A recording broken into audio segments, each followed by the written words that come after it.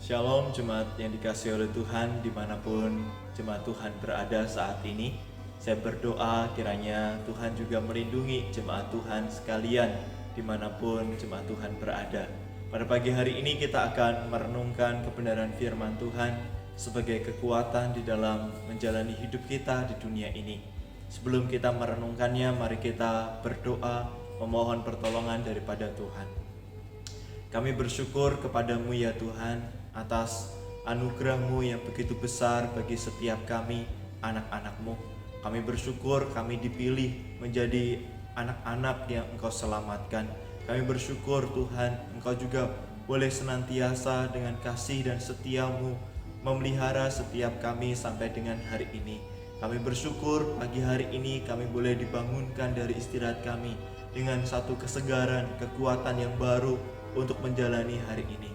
Sebelum kami memulai seluruh aktivitas kami sepanjang hari ini ya Tuhan, kiranya Engkau memberikan firman-Mu bagi setiap kami, sehingga kami boleh diberikan kekuatan, diberikan satu arahan untuk boleh bersikap hidup dengan baik sebagai anak-anak Tuhan. Inilah doa kami ya Tuhan, kami menyerahkan setiap diri kami di dalam perenungan kami pada pagi hari ini ke dalam tangan kasih-Mu. Di dalam nama Tuhan kami Yesus Kristus, Allah kami yang hidup, kami berdoa. Amin. Pada pagi hari ini kita akan merenungkan kebenaran firman Tuhan yang terambil dari kitab Efesus pasal yang ketiga, ayat yang ke-13 sampai ayat yang ke-21. Kitab Efesus pasal yang ketiga, ayat 13 sampai ayat yang ke-21. Saya akan membacakan untuk Bapak Ibu Saudara sekalian. Bapak Ibu Saudara sekalian boleh mengikuti firman Tuhan yang saya bacakan pada pagi hari ini. Demikian bunyi firman Tuhan. Sebab itu aku meminta kepadamu supaya kamu jangan tawar hati melihat kesesakanku karena kesesakanku itu adalah kemuliaanmu. Itulah sebabnya aku sujud kepada Bapa yang daripadanya semua keturunan yang di dalam sorga dan di atas bumi menerima namanya. Aku berdoa supaya Ia menurut kekayaan kemuliaannya menguatkan dan meneguhkan kamu oleh rohnya di dalam batinmu, sehingga oleh imanmu Kristus diam di dalam hatimu dan kamu berakar serta berdasar di dalam kasih.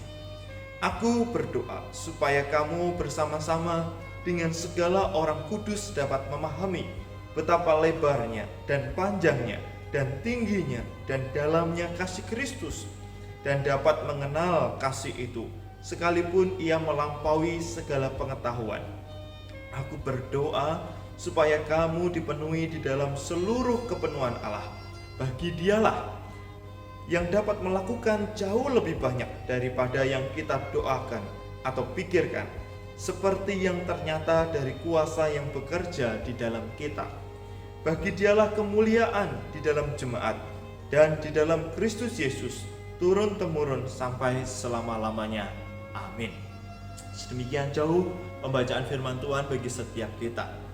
Bapak Ibu Saudara yang dikasihi oleh Tuhan, jikalau saya diminta untuk membahasakan segenap situasi atau perasaan manusia yang saat ini hidup di dalam dunia ini, mungkin saya akan menggunakan kata bingung, begitu ya. Bingung itu adalah tidak tahu apa yang harus dilakukan ke depannya. Bingung itu karena terlalu begitu banyak problema atau terlalu begitu banyak ancaman-ancaman yang melingkupi kehidupan manusia, sehingga orang itu tidak tahu harus melangkah seperti apa, harus berjalan ke arah yang mana. Itulah yang dihadapi oleh setiap manusia yang hidup pada saat ini. Karena tanpa ada yang menduga, tanpa ada yang berpikir bahwa seluruh dunia akan dilanda bencana penyakit yang begitu membingungkan atau begitu menyakitkan hati banyak manusia. Saudara yang dikasihi oleh Tuhan, tetapi kalau kita mengikuti media sosial begitu ya yang kita punya saat ini, banyak orang terus menyerukan di situasi seperti ini, jangan kita tenggelam di dalam pandemi virus corona ini. Jangan kita hanyut terus-menerus di dalam situasi seperti ini, tetapi kita harus kreatif katanya. Terus ketika kita mendengar juga beberapa ulasan-ulasan di media sosial kita, banyak orang juga terus mendorong, mari kita juga tidak lupa untuk berbuat baik. Nah, Bapak Saudara yang dikasih oleh Tuhan, di dalam bagian firman Tuhan ini, saya ingin pertama-tama kita ingin melihat kehidupan Paulus, Bapak Saudara. Di dalam pasal yang ketiga ayat pertama, di situ dia menuliskan bahwa itulah sebabnya aku ini Paulus, orang yang dipenjarakan karena Kristus Yesus untuk kamu orang-orang yang tidak mengenal Allah. Ketika menulis surat ini, ternyata Paulus di dalam situasi yang tidak enak, atau di dalam situasi yang bukanlah menyenangkan atau mendatangkan kebahagiaan atau sukacita bagi manusia secara umumnya. Siapa saudara yang bersukacita kalau dia dipenjarakan begitu? Tentu itu adalah situasi yang menyulitkan, bukan? Atau situasi yang membuat manusia itu menderita, harus dikurung di dalam penjara. Penjara bukan hanya sekedar diisolasi dari orang-orang lain, tetapi di dalam penjara itu ada kemungkinan besar mengalami kelaparan, mengalami kedinginan, bahkan pun perlakuan-perlakuan yang tidak manusiawi. Tetapi di dalam situasi yang tidak enak gitu ya, yang kita bisa bayangkan saat ini, kita tahu bahwa Paulus tidak berhenti untuk senantiasa mengerjakan pelayanan Tuhan, senantiasa untuk terus berbuat sesuatu yang baik, yang bermanfaat bagi jemaat-jemaat Tuhan pada waktu itu. Di dalam pasal yang keempat, ayat yang pertama dan kedua, Paulus juga kembali mendorong setiap jemaat-jemaat Tuhan untuk melakukan sesuatu yang baik, sekalipun di dalam situasi atau keadaan yang tidak mendatangkan kebahagiaan atau sukacita. Di pasal yang keempat, ayat yang pertama dan kedua, Paulus juga berkata, sebab itu aku menasihatkan kamu, aku orang yang dipenjarakan karena Tuhan, supaya hidupmu sebagai orang-orang yang telah dipanggil berpadanan dengan panggilan itu, hendaklah kamu selalu rendah hati, lemah lembut, sabar, tunjukkanlah kasihmu dalam hal saling membantu dan seterusnya. Ini merupakan satu dorongan dari Paulus untuk jemaat-jemaat yang ada di kota Efesus pada waktu itu. Tetapi dalam bagian firman Tuhan yang kita baca pada pagi hari ini, kita tahu Bapak Saudara bahwa Paulus pun juga melakukan bagiannya, sekalipun dia tidak bisa bertemu dengan jemaat-jemaat yang dikasihinya. Tetapi di dalam penjara itu, Paulus senantiasa berdoa bagi jemaat-jemaatnya atau jemaat-jemaat yang dikasihinya. Di dalam bagian ini, Paulus berdoa bagi jemaat yang ada di kota Efesus. Paulus berdoa supaya jemaat-jemaat yang ada di kota Efesus tidak tawar hati ketika melihat segala kesesakan yang dialami oleh Paulus karena memberitakan firman Tuhan bagi mereka.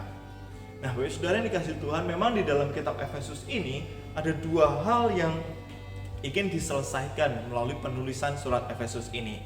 Yang pertama adalah di dalam satu konteks menghadapi perseteruan antara dua golongan, orang percaya Yahudi dan orang percaya non-Yahudi. Pasti mereka saling menganggap bahwa diri mereka yang paling baik. Satu sisi orang-orang Yahudi menganggap bahwa mereka adalah umat pilihan Tuhan gitu ya. Tapi satu sisi orang non-Yahudi juga menganggap mereka beruntung tidak memelihara hukum Taurat atau sunat dan sebagainya. Nah, Paulus juga ingin menyelesaikan perseteruan di antara orang percaya. Tetapi juga Paulus ingin menyelesaikan satu perpecahan yang diakibatkan daripada pengajar-pengajar yang sesat atau palsu yang berkembang di kota Efesus pada waktu itu. Nah, di dalam menjalani hidup sebagai orang percaya di kota Efesus tentu bukanlah hal yang mudah gitu ya. Karena kita tahu bahwa di kota Efesus itu begitu syarat dengan penyembahan-penyembahan berhala begitu.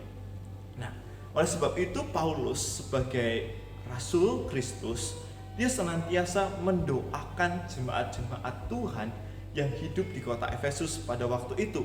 Kiranya mereka senantiasa tidak tawar hati. Di dalam doa Paulus ini, Paulus memohon kiranya Tuhan melalui urapan atau kuasa daripada Roh-Nya yang kudus itu menguatkan dan meneguhkan jemaat Tuhan, supaya di dalam satu konteks yang tidak mudah tadi, ada begitu banyak godaan dari luar tentang penyembahan-penyembahan berhala, dan kemudian tentang konteks di mana ada begitu banyak pengajar-pengajar palsu. Kemudian di dalam kehidupan jemaat itu sendiri ada juga perpecahan-perpecahan di antara dua golongan orang-orang percaya.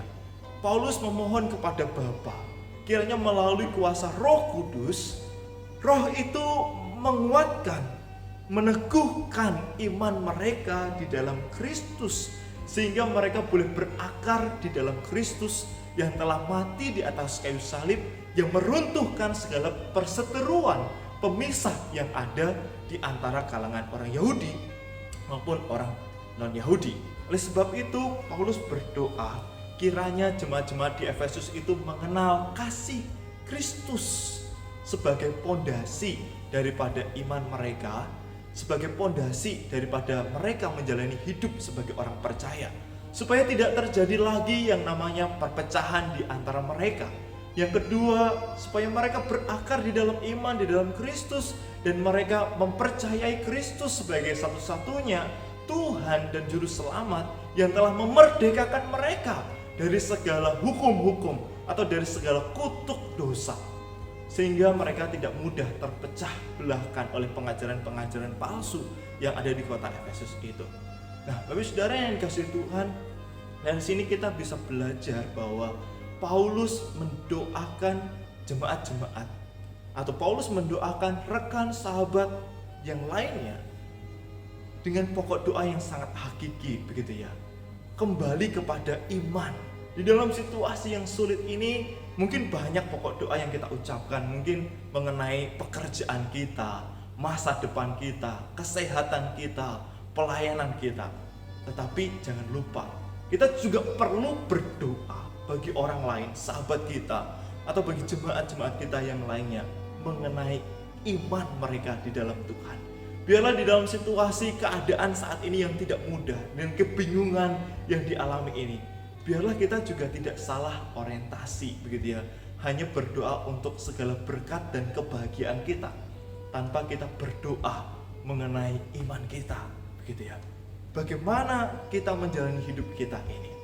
Paulus sangat berdoa mengenai satu hal yang hakiki di dalam kehidupan jemaat mereka, yaitu kiranya mereka berakar di dalam Kristus di dalam hidupnya, dan kiranya mereka semakin mengenal kasih Kristus yang sangat dalam, lebar dan luas itu, supaya mereka boleh menjalani hidup yang benar di hadapan Tuhan.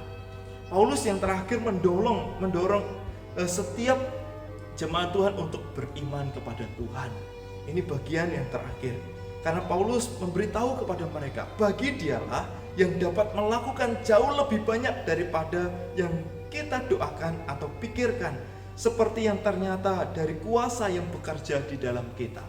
Paulus ingin mengingatkan bahwa segala hal yang dibingungkan, yang dipersoalkan itu akan dilampaui oleh Allah, atau dilampaui, akan diselesaikan jauh daripada apa yang kita pikirkan, jikalau kita berakar di dalam Kristus dan juga kita mengenal akan kasih-Nya. Saudara yang dikasihi Tuhan, mari kita senantiasa berdoa kepada Tuhan bagi diri kita dan juga bagi sahabat teman kita yang lainnya. Di dalam situasi yang mungkin saat ini membingungkan kita, mau kemana kita berjalan, mau seperti apa ke depannya hidup kita dan usaha kita, keluarga kita dan sebagainya. Mari kita berdoa, bukan hanya sekedar untuk kebutuhan kesenangan kita, tetapi kita juga berdoa biarlah ketika kita menjalani hidup ini, kita juga berdoa untuk iman kita, supaya kita makin teguh di dalam Kristus, dan kita supaya makin mengenal kasih Kristus itu seperti apa. Dan itulah yang akan membawa kita untuk melakukan praktek-praktek hidup yang berkenan di hadapan Tuhan. Dan biarlah firman Tuhan ini mengingatkan setiap kita bagaimana seharusnya kita hidup sebagai orang percaya. Mari kita berdoa. Bapa di dalam surga, kami bersyukur pagi hari ini kami boleh membaca kebenaran firman-Mu ya Tuhan. Dan biarlah firman ini boleh mengingatkan kepada setiap kita bahwa di dalam situasi keadaan apapun, biarlah kita tetap terus berdoa kepada Tuhan.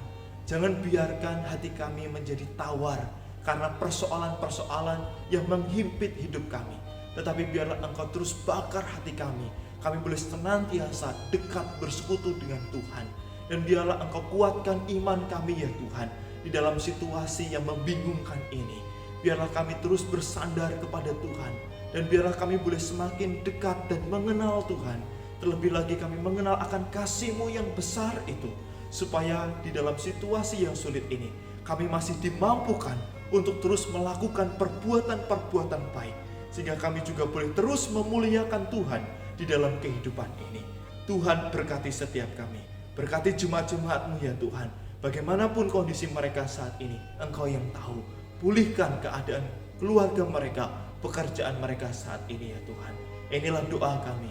Kami serahkan seluruhnya kepada dalam tangan kuasa-Mu. Di dalam nama Tuhan kami Yesus Kristus, Allah kami yang hidup, kami berdoa.